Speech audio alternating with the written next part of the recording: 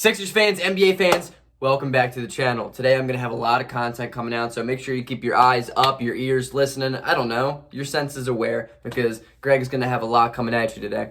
First of all, I'd like to make my first video today, right now, right here, on the emergence of Paul Reed in the NBA G League right now. He has been nothing short of amazing. He has been an absolute star down there, and I just want to sit down and talk about it, so let's get into it. First of all, Paul Reed was the 58th pick, if I'm correct, in the previous 2020 draft. I guess that's what it was. Yeah, 2020 draft.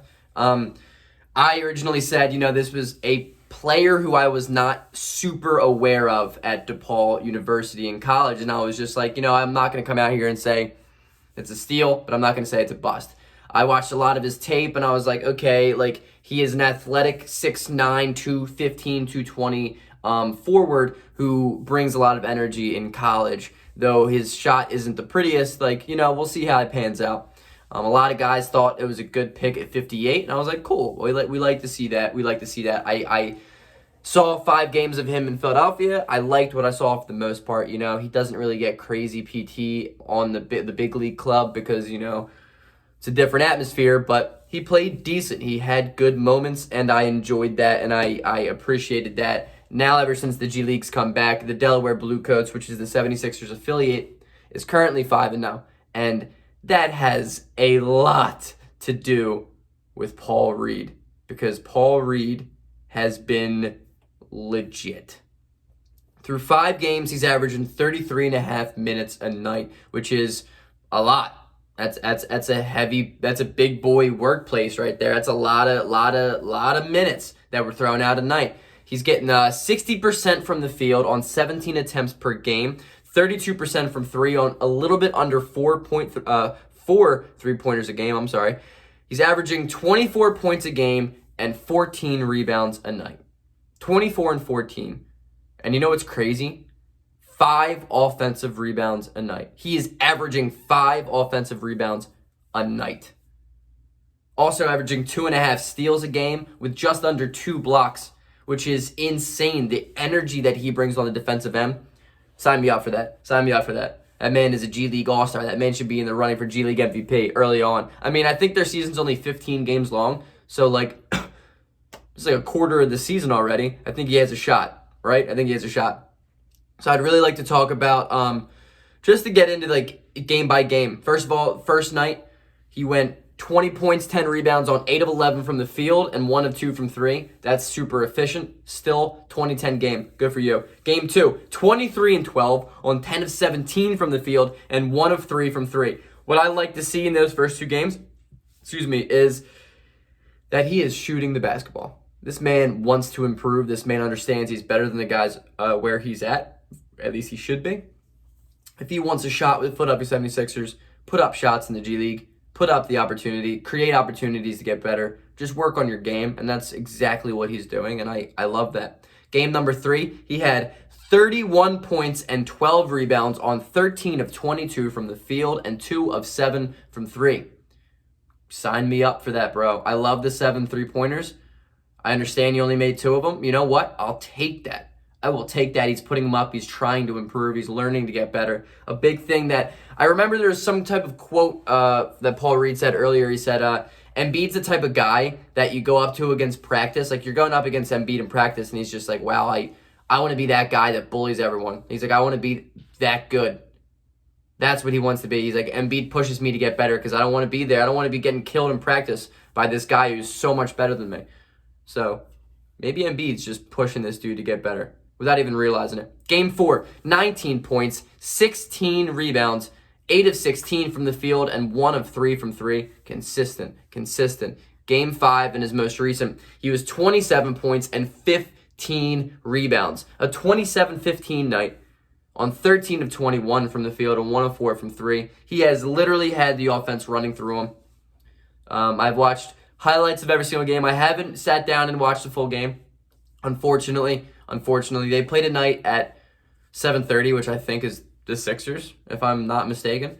So I don't know if I can really catch that one, but they're seeming to run the offense through them. The team puts up a lot of 3-pointers. Jordan Bone, Brown Ridge puts up threes. Who else is on that team? What's the one dude? Jamario Jones. There's one dude I can't think of right now. That's pretty decent. Oh, Rajon Tucker, who is another two-way player for the Sixers. He's pretty good. He is an athletic kid. He gets up. He absolutely posterized this one dude. It would have went on all over ESPN SportsCenter if it was in the big leagues. But I think he can get to the next level with an improved and consistent jump shot, because his jump shot it's lanky, it's weird, it's not pretty, and I think it's too inconsistent right now. But with a consistent jump shot and some added strength, I think he could become a very valuable player for the Philadelphia 76ers rotation. He shows great driving skills off the dribble, especially when he catches it at the perimeter, and that's only going to make it easier when his shot is becoming better. Like, if he just has a more consistent three-point shot, his drive and kick game is going to be so much more impressive. His drive game is just going to be, it's going to be easier because people are going to be closer to him, you know? Without a shot right now, the fact that he's driving past players from the perimeter is ridiculously impressive. It's ridiculously impressive. Like I said, it's a lanky shot. I mean, it isn't terrible. Occasionally it goes in, but to me, it's just with a herky-jerky type of rotation he has on the ball and the way he shoots the ball, it's never going to be consistent. So I would like to add, you know, some structure to his jump shot and some consistency to it, because that could really get him minutes in the big leagues. His energy, especially on the offensive glass, but his energy on the defensive and offensive glass, it's unmatched. Literally unmatched. I saw a possession where he had 3 different offensive rebounds in the exact same possession and just kept kicking it out to guys who were open, and they missed it, and he just kept getting the basketball, ripping the basketball out of people's hands, always with his arms high. He was just a natural, really good rebounder. He finds the spots on the floor really well. He fights for position really well. He's a really good player, and with added strength, it's going to become easier for him. It's going to become easier for him because he is a lethal athlete. A lethal athlete. He has the potential to be a very, very good late second round steal for the Philadelphia 76ers. The fact that he's even being in consideration right now, just the fact I'm even making a video on him, shows how good of a pick it was, because he's the 58th out of 60 picks in the NBA draft. And the fact that he has already made these drastic improvements in his game, it's really impressive, and it shows how good this past draft was for Philadelphia, which I cannot say rarely ever. I barely can ever say that. The fact that I can say that, it just brings joy and happiness to my face, because the Philadelphia 76ers knocked it out of the park in their last draft. And not only that, these kids just seem like they have the mentality that they want to improve, that they are grinding to improve. And Paul Reed right now looks like he is grinding to improve. And it really, really looks like he can carve out a very nice role as a rotational piece for the Philadelphia 76ers for years to come. But that being said, let's hold our horses a little bit. I've seen a lot of people saying we should bring him up right now, bring him up right now. Why isn't he playing right now? Let the kid grow, man. We can bring Paul Reed up right now, and he's going to get 5 minutes a night and not improve because he's not getting PT. Or we can let him play in the G League and get 30-plus minutes a night, have an offense run through him, and just have every opportunity of trial and error. That is how players grow. Let the G League do its thing. Let Paul Reed's growth and his path just carry the journey. You know what I mean? Let him do its thing. I trust in Paul Reed. I trust in the Philadelphia 76ers right now. I hope you do too. Like and subscribe to the video, to the channel. Do everything you got to do. Peace out. I'm almost at 500 subscribers. Not really.